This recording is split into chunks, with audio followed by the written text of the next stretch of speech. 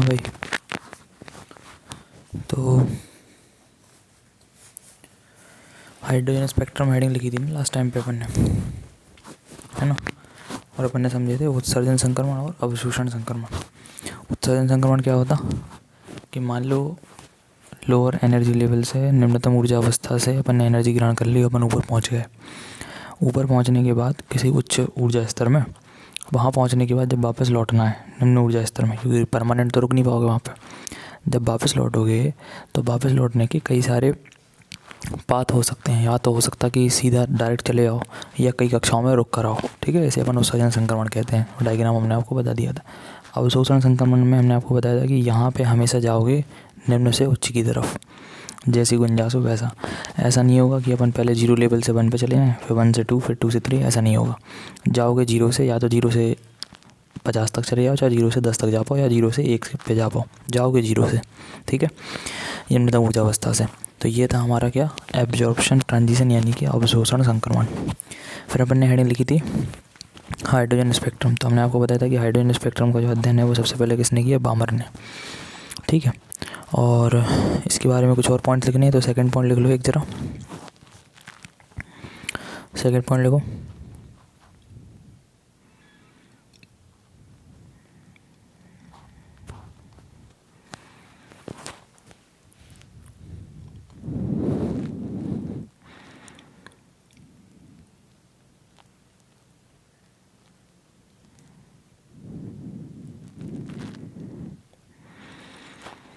Second point लिखो, जब hydrogen परमाणु को किसी बाहरी स्रोत से ऊर्जा मिल जाती है, जब हाइड्रोजन परमाणु को किसी बाहरी स्रोत से ऊर्जा मिल जाती है,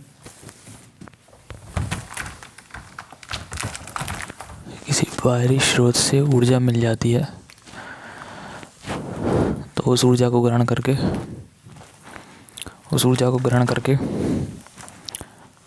वह परमाणु उत्तेजित अवस्था में चला जाता है। ग्रहण करके वह परमाणु उत्तेजित अवस्था में चला जाता है। वह परमाणु उत्तेजित अवस्था में चला जाता है। वह परमाणु उत्तेजित अवस्था में चला जाता है।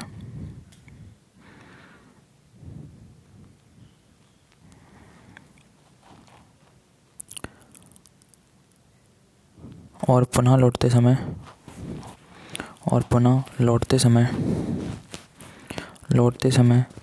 परमाणु प्रकाश का उत्सर्जन करता है। और पुनः लौटते समय परमाणु प्रकाश का उत्सर्जन करता है। ठीक है। थर्ड पॉइंट लिखो। हाइड्रोजन परमाणु में उत्सर्जन संक्रमण के दौरान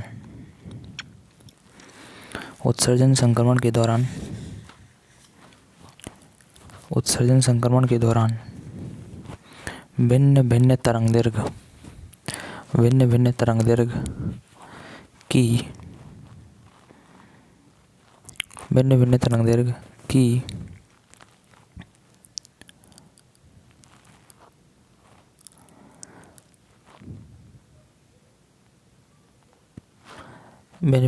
की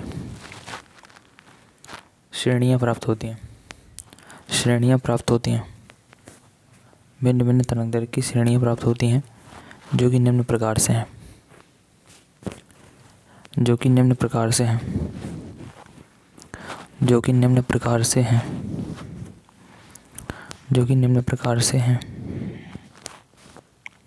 ठीक है, जो कि निम्न प्रकार से हैं। नाम लिख लो जरा सबके, पॉइंट वाइज नाम लिख लेना, 1 2 3 ABCD, जो आप डालना हो डाल लेना, ठीक है। तो ए नंबर डाल रहा है लाइमन श्रेणी। ये लिखने को आता है हाइड्रोजन स्पेक्ट्रम बहुत ज़्यादा लॉन्ग में, समझ रहे, LYMN सीरीज, लाइमन सीरीज। दूसरा है लाइमन बामर श्रेणी, BALMER, ठीक है। पाश्चन श्रेणी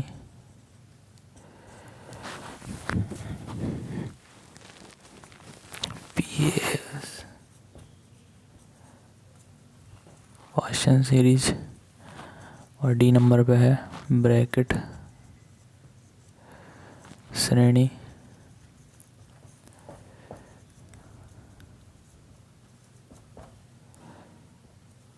और ई नंबर पे है फंड।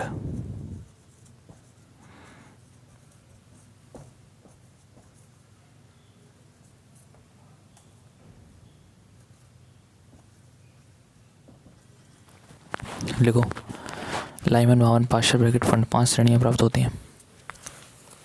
सबके नाम लिखो पहले तो।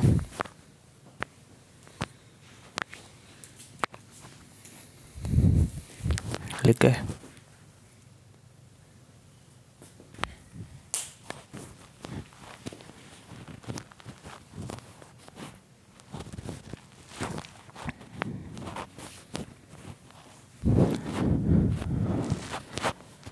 नाम लिखो जल्दी।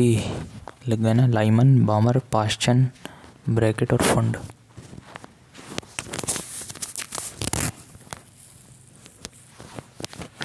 पाश्चन, ब्रैकेट और फंड लिख गया?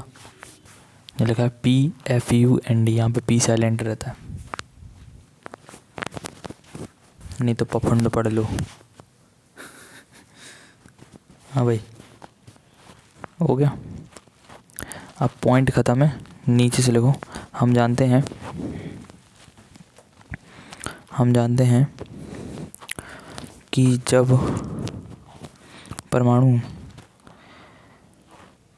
परमाणु किसी इवन ऊर्जा की कक्षा से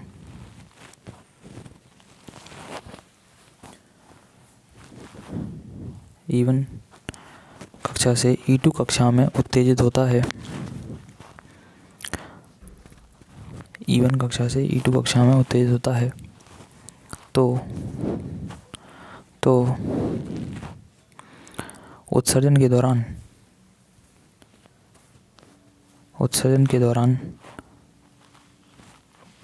ऐसा करो, होता है तो लौटते समय उत्सर्जन के दौरान, वहाँ पे लौटते समय लगा, तो लौटते समय उत्सर्जन के दौरान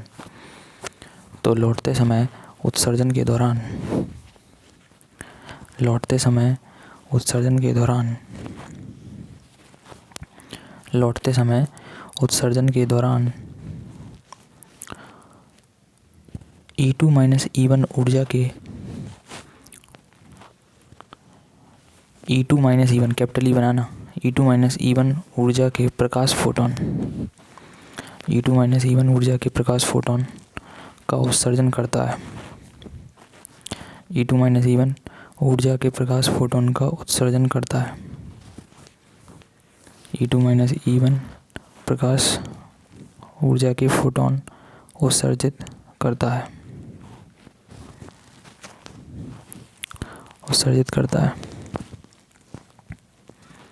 अर्थात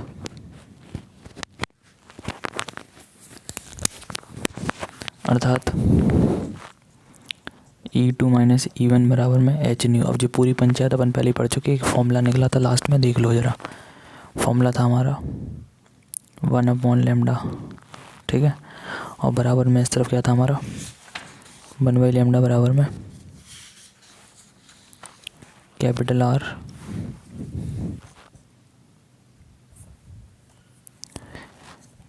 R इंटू में Z square 1/n1 square minus 1/n2 square. देखो अभी पीछे कल ही परसों करवाया था, ये पूरा का पूरा फॉर्मूला सॉल्व करके उसका रिवीजन भी करवाया था एक दिन में। तो फॉर्मूला आया था तरंग दैर्घ्य निकालने के लिए, वेवलेंथ निकालने के लिए 1/λ बराबर RZ स्क्वायर ब्रैकेट में 1/n1 square minus 1/n2 square. ठीक है, ये चीज़ लिख लो।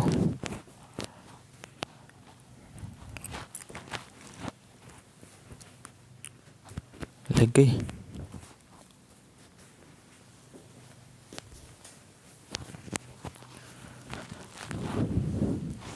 ये चीज़ लिख गई ना भाई, 1/λ बराबर RZ square 1/n1 square minus 1/n2 square.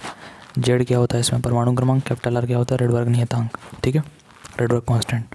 मान ये तो किसी भी परमाणु के लिए था, कुछ भी हो, पारा हो, हाइड्रोजन हो, क्लोरीन हो, कैल्शियम हो, कुछ भी हो। लेकिन यदि अभी अपन क्या पढ़ने वाले हैं, अभी अपन पढ़ रहे हैं हाइड्रोजन स्पेक्ट्रम। समझ गए ना बात को? ये क्या है वो समझ में आ रहा? अबे हज़ारों बार बता चुके हैं। ये E1 कक्षा से E2 में अपना इलेक्ट्रॉन पहुंच गया, वापस जब लौटेगा तो एनर्जी को फैलाएगा। कितनी एनर्जी फैलाएगा? दोनों ऊर्जाओं के डिफरेंस के बराबर। इधर 5 जूल है, इधर 2 जूल है, तो दोनों के बीच का अंतर कितने का है भैया? 3 जूल का।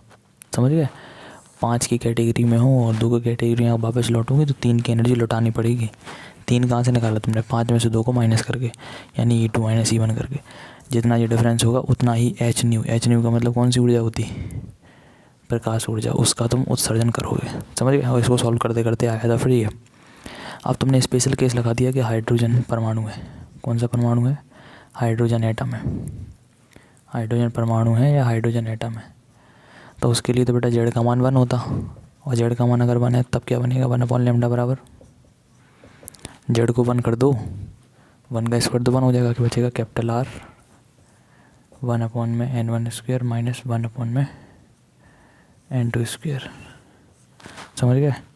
कैपिटल R ब्रैकेट में 1/n1² माइनस 1/n2²। इनको करो भाई, क्योंकि भैया हाइड्रोजन तो आवर्त सारणी में पहले स्थान पे आता ना, उसके लिए तो परमाणु क्रमांक की वैल्यू 1 होगी। तो जेड का मान 1 करो यहाँ पे, तो R/1 ये लिखा कैपिटल R, और ये दोनों अपनी जगह है। ठीक है,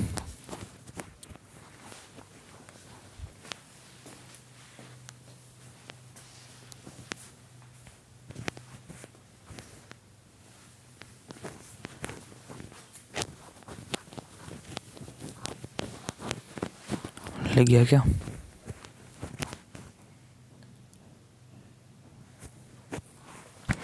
इतना लिखने के बाद नीचे लिखो यहाँ लैम्डा बराबर उत्सर्जित प्रकाश की तरंग दैर्घ्य। लैम्डा जो है वो क्या है? क्या लिख दिया ये हमने? लैम्डा क्या है? उत्सर्जित प्रकाश की तरंग दैर्घ्य। उत्सर्जित प्रकाश की तरंग दैर्घ्य। ठीक है, और जो 1/λ है पूरा, उसको अपन कहते हैं तरंग संख्या। क्या कहते हैं? तरंग संख्या। समझ गए ना? किसको? 1/λ को। ठीक है,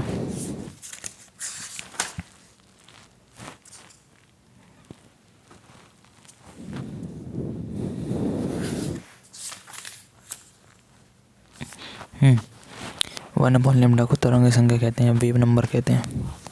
ठीक है, तरंग संख्या या वेव नंबर।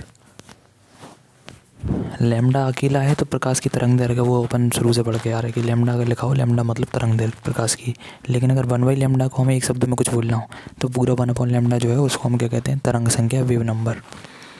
ठीक है भाई, अब बनाना है डायग्राम।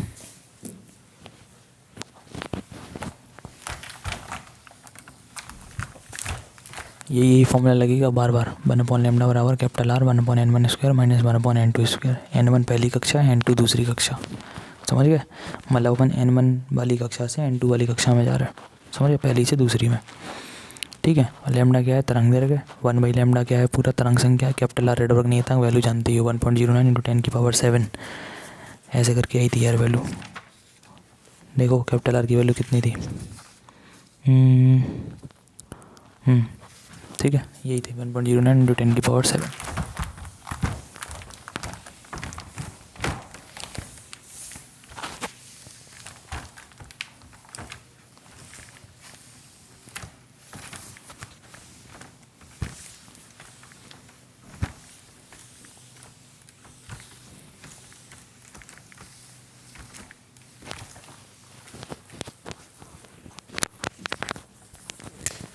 इसका डायग्राम बनाओ।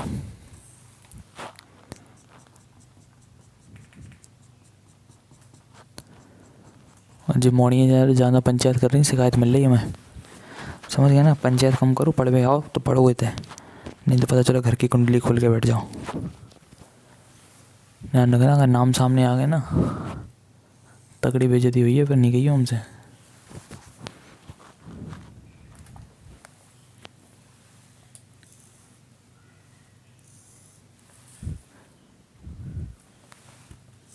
ऐसे एक दो नाम तो हैं हमारे पास। चलो जावर छोड़ दे रहे हैं।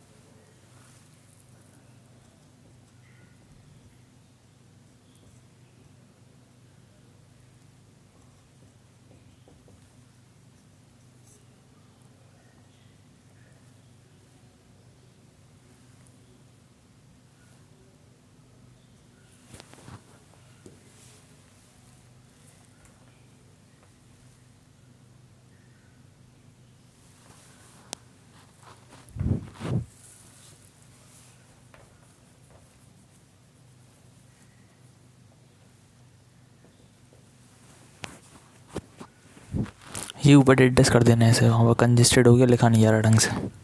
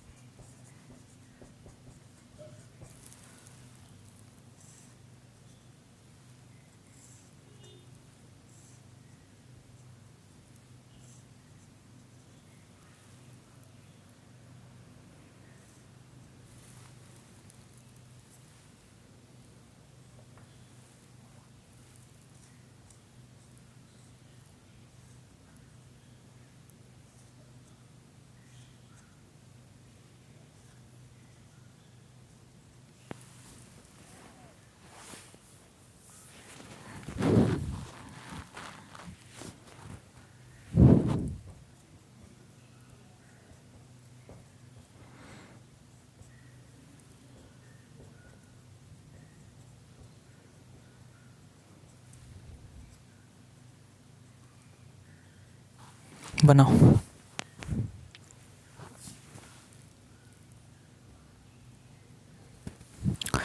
जल्दी जल्दी बनाना, नहीं तो पता चला घंटे भर से डायग्राम बनना तुम लोगों का। समझ रहे हैं ना? जल्दी बनाओ।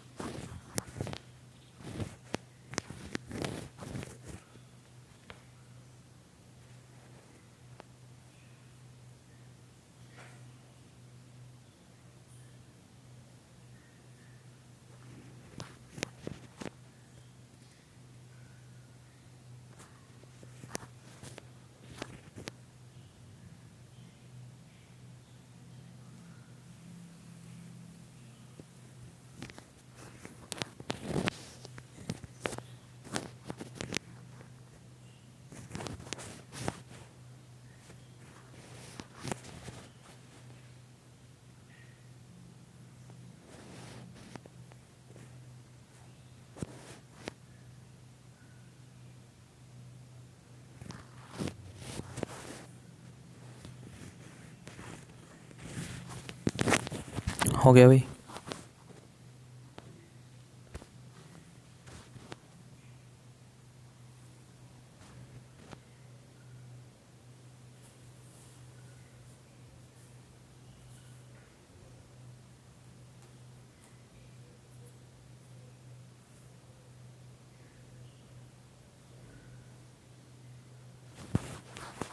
बन गया डायग्राम।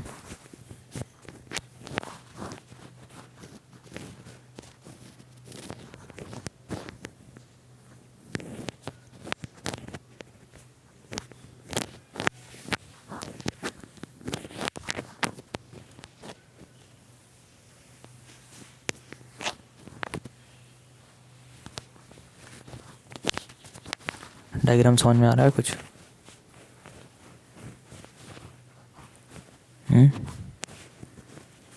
कि डायग्राम में है क्या?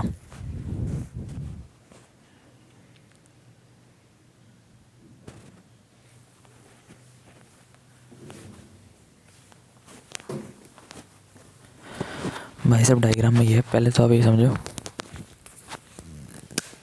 देखो अपना एनर्जी का फॉर्मूला क्या था? ई बराबर में एच न्यू तो है ही, वो तो ठीक ही है, वो निकाला था तो ना तुम्हारा, हाँ, जेड स्क्वायर एन स्क्वायर ये वाला निकाला था ना। तो ध्यान करो वो आर एस सी अपन ने किसको लिखा था? देखो स्टार्टिंग में देखो वैल्यू जो है ये, चलो हम आपको यहीं बता दे रहे हैं, कहीं पर भी अगर एनर्जी लिखनी हो ना किसी की भी, जैसे अपन एच न्यू लिखते हो, ठीक है, या फिर एक याद करी थी 13.6 जेड स्क्वायर बटे एन स्क्वायर, ये लिखते हो, उसी तरह से इसी चीज़ को ना, ये वाली चीज़ को हम लिख सकते हैं माइनस का आर एच सी बटे में एन स्क्वायर।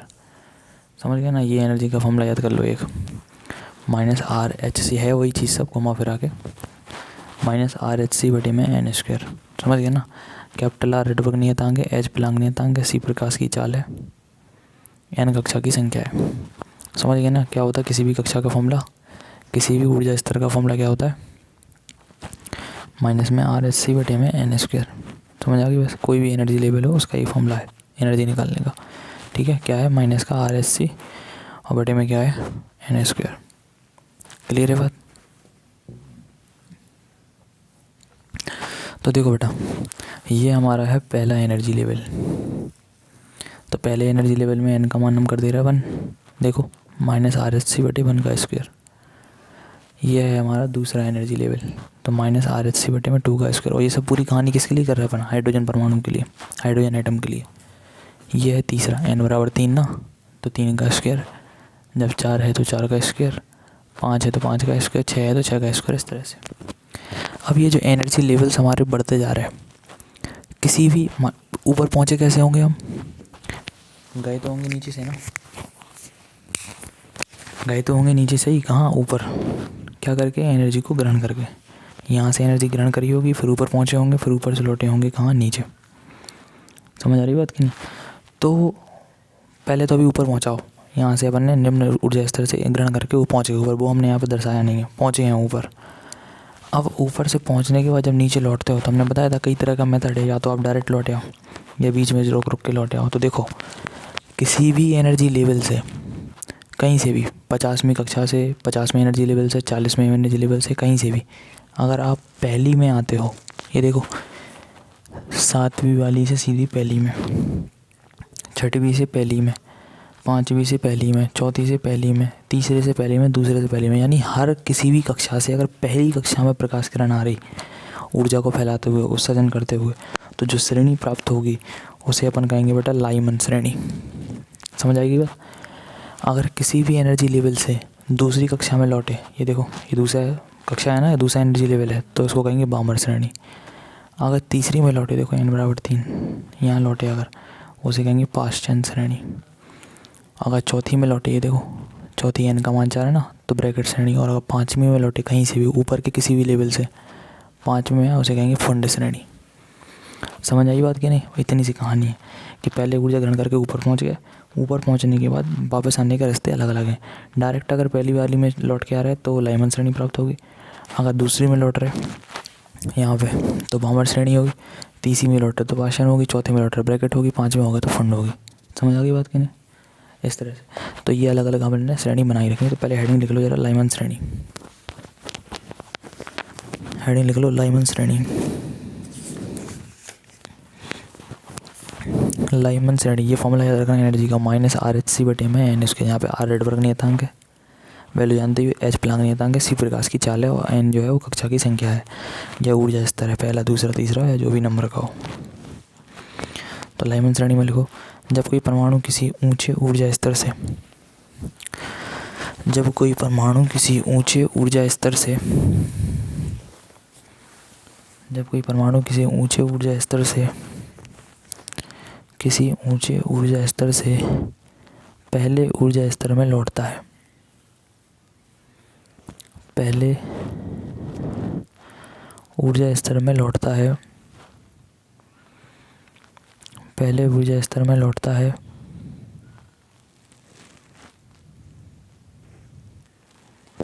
अर्थात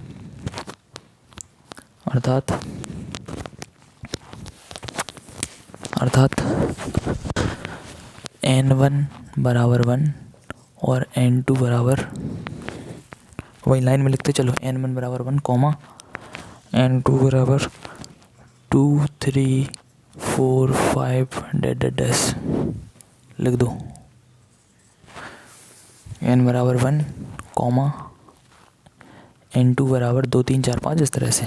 N1 में एक ही है पहला 1, N2 बराबर 2 3 4 5 डैश। तब उत्सर्जित स्पेक्ट्रम की रेखाएं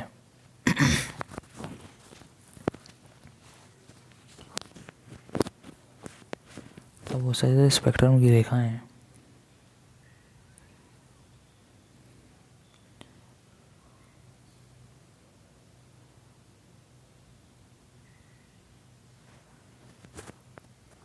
की रेखाएं सर्वप्रथम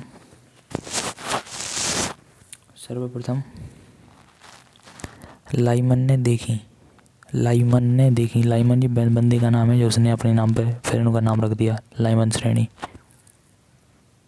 लाइमन ने देखी,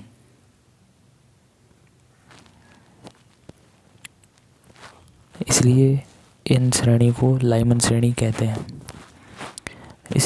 इन श्रेणी को लाइमन श्रेणी कहते हैं।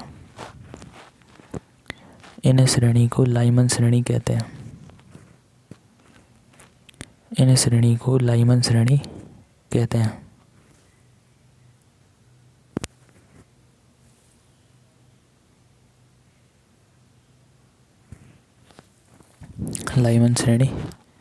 कहते हैं।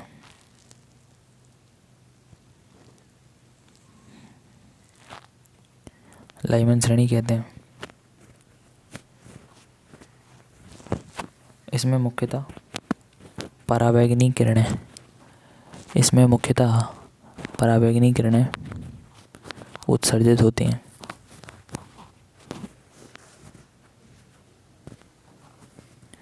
इसमें मुख्यतः परावैगनी किरणें उत्सर्जित होती हैं।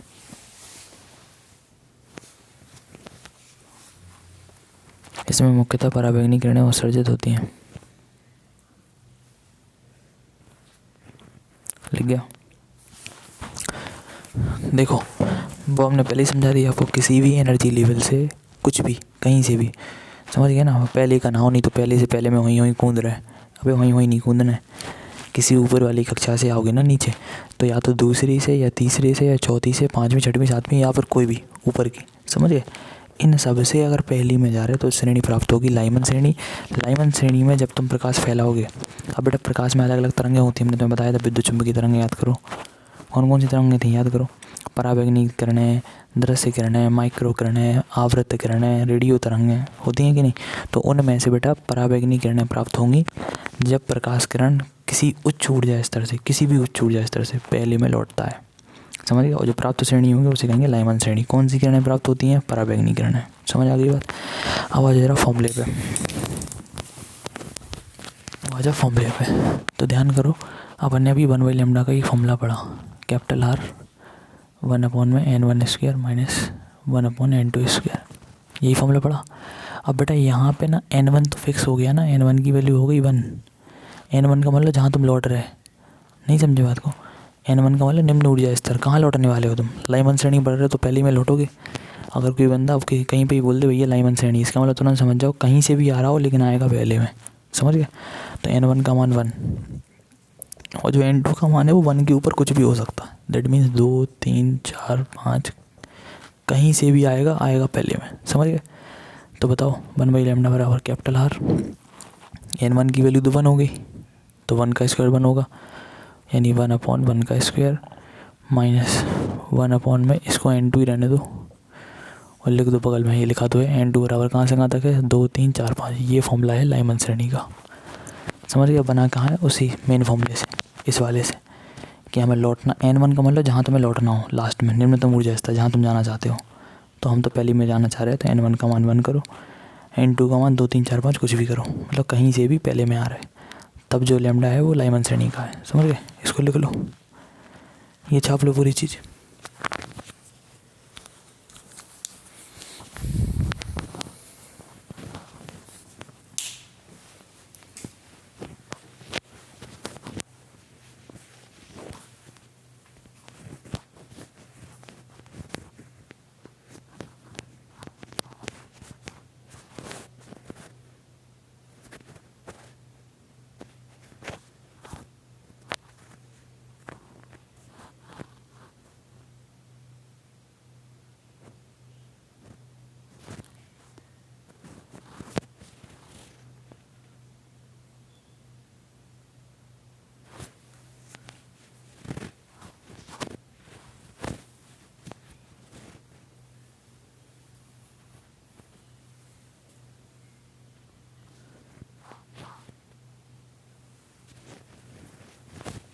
हो गया ना भाई। तो ये लैम्डा का फॉर्मूला हो गया लाइमन श्रेणी के लिए, ठीक है। मेन चीज़ें क्या है, कहाँ से आ रहे हैं, कहाँ पहुँच रहे हैं। लाइमन में हमें पहले में पहुँचना है, ऊपर का कोई किसी से भी पहले में, समझ गए। अच्छा, कौन सी किरणें निकलती हैं? परावैगनिक। श्रेणी का नाम क्या है? लाइमन। फॉर्मूला क्या है? ये लिखा सामने, 1/λ बराबर कैपिटल R। n1 का मान 1 क्योंकि पहली में लौट रहा है, और n2 का मान कहाँ से स्टार्ट होगा? 2 से 3 से 4 से 5 से, या कहीं से भी, समझ गए। पहले को छोड़कर कुछ भी,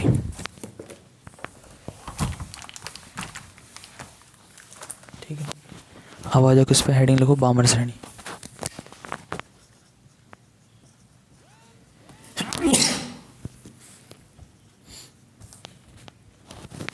हेडिंग लिखो बामर श्रेणी, ठीक है। तो अब इतनी बार लिखें क्या, लिख लो। जब परमाणु किसी ऊंचे ऊर्जा स्तर से दूसरे ऊर्जा स्तर में लौटता है, किसी ऊंचे ऊर्जा स्तर से, जब परमाणु किसी ऊंचे ऊर्जा स्तर से दूसरे ऊर्जा स्तर में लौटता है,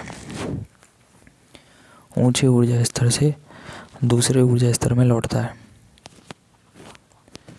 दूसरे ऊर्जा स्तर से किसी ऊंचे ऊर्जा स्तर से दूसरे ऊर्जा स्तर में लौटता है,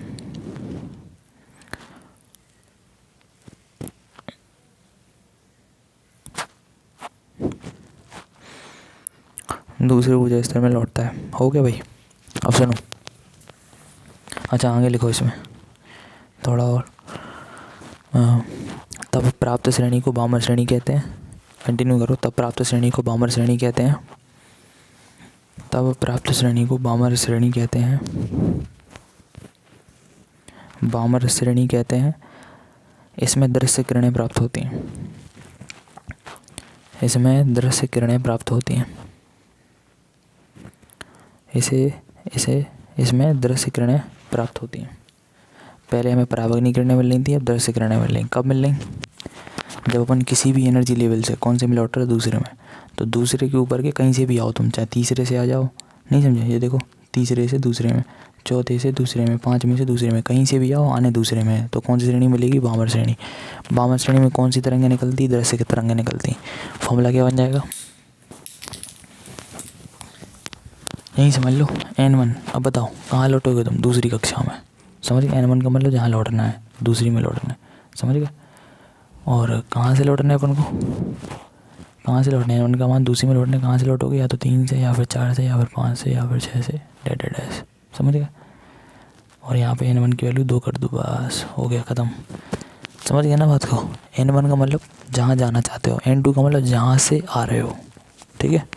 तो आओगे तो ऊपर से ही ना, तो दूसरी में आ रहे n2 में, n2 क्या है 3 4 5 कुछ भी, समझ गए ना।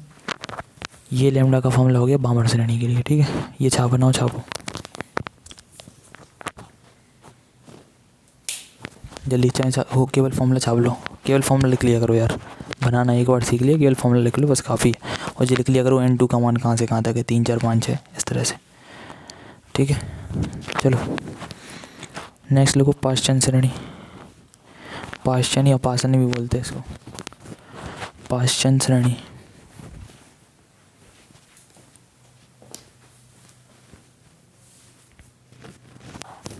तो लिखो जब परमाणु किसी ऊंचे ऊर्जा स्तर से, अब कौन से में लौटेगा, तीसरे में, सिंपल सी बात है। तो लिखो जब परमाणु किसी ऊंचे ऊर्जा स्तर से, जब परमाणु किसी ऊंचे ऊर्जा स्तर से, किसी ऊंचे ऊर्जा स्तर से, किसी ऊंचे ऊर्जा स्तर से तीसरे ऊर्जा स्तर में लौटता है, तीसरे ऊर्जा स्तर में लौटता है, तीसरे ऊर्जा स्तर में लौटता है, तीसरे ऊर्जा स्तर में लौटता है, तब प्राप्त श्रेणी को पाश्चन श्रेणी कहते हैं, पाश्चन श्रेणी कहते हैं। इसमें अवरक्त किरणें प्राप्त होती हैं, इसमें अवरक्त किरणें प्राप्त होती हैं,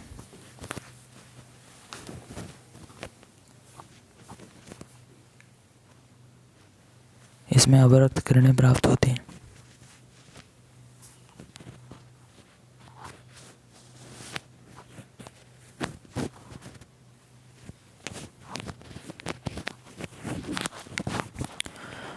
लिख लिया भाई, इसमें अवरक्त किरणें प्राप्त होती हैं,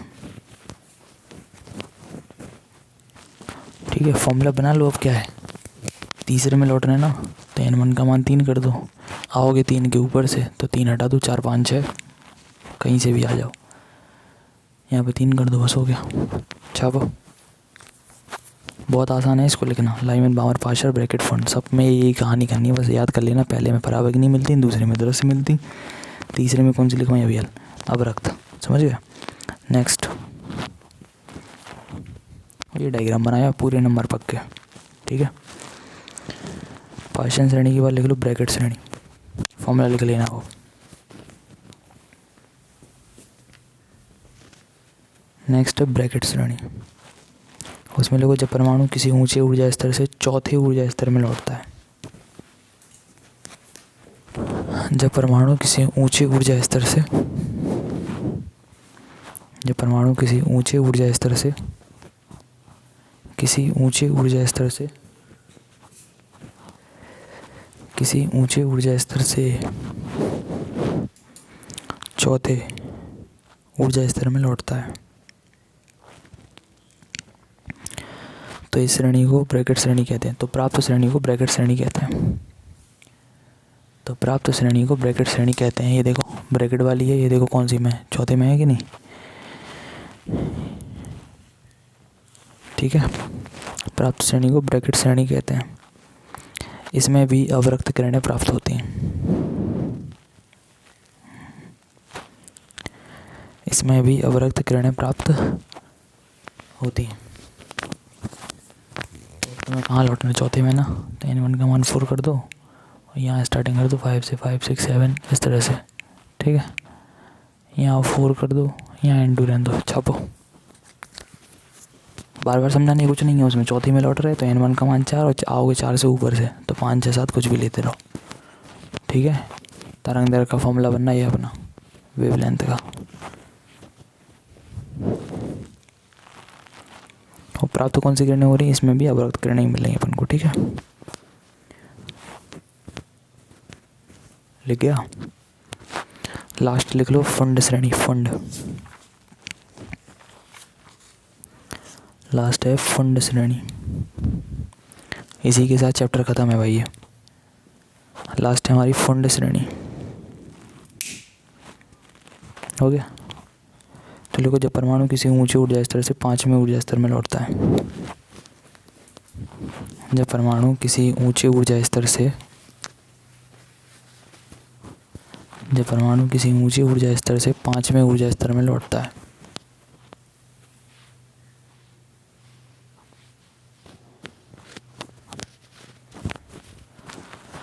किसी ऊंचे ऊर्जा स्तर से 5वें ऊर्जा स्तर में लौटता है,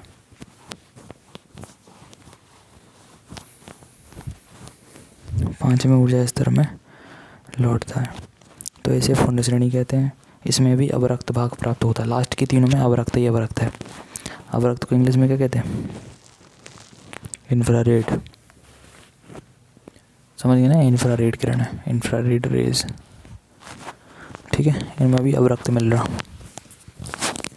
अच्छा, लौटने कहाँ है? 5 में, तो n का मान 5 और यहाँ स्टार्टिंग कर दो 6 से, 6 7 8 डैट डैश, यहाँ 5 कर दो, बस हो गया।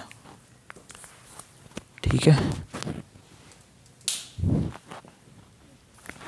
तो ये अपना हाइड्रोजन स्पेक्ट्रम खत्म है, साथ में अपना चैप्टर खत्म है। समझ गए? फिर नेक्स्ट अपना चैप्टर है इसके बाद कौन सा? एक आध दिन तो सवाल लगा लेंगे पहले इसके। और नेक्स्ट अपना चैप्टर है फिर नाभिक की संरचना। अरे ये तो बहुत जल्दी निपटेगा, छोटा चैप्टर है, ख़त्म ही है। 3 4 5 चैप्टर बचे बस। ठीक है, शीट मिल ही जाएगी एक आध दिन में। शीट को लो, और उसको लिखने के लिए नहीं है, नहीं तो रख के बैठ जाओ। वैसे तो बड़ी चले आ रहे थे, सीट चाहिए सीट चाहिए, उसको पढ़ना कुछ। समझ गए ना? उसका रिवीजन चालू करो। जिनकी फीस जमाने की फीस जमा कर लो अपनी ध्यान से।